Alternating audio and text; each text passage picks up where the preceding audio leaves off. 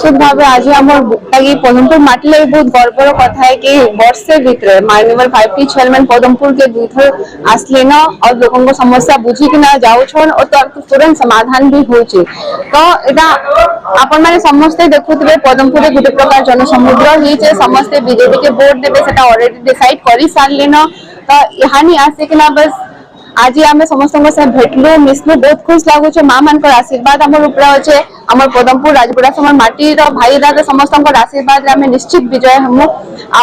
आने सर को बहुत बहुत धन्यवाद कहमी कि से पदमपुर के दूसरे ग्रस्त कर सारे भितर जहाँ भी आम मान डिमांड थी जन मतलब चाषी समस्या हो या फिर डिस्ट्रिक्ट इश्यू हो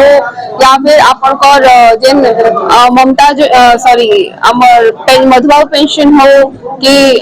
विजु स्वास्थ्य कार्ड उपरे सब जिनिस उपरे आमे माने आज कथा लागि छो बहुत भल आलोचना हला लोक माने भी आसले ताकू बहुत भल से ग्रहण करछन। तो निश्चित भाबे आमे देखु जो गुटे प्रकार कि समस्त आमर उपरे आशीर्वाद करूछन। देखुन आज 5टी सचिव वीके पांड्यान आसिक जेन प्रकार से लोक उद्बोधन देछन ये अंचल लोग स्पष्ट हो जाइछन आज बिजु जनता दल छड़ा से माने आउ कोनोसी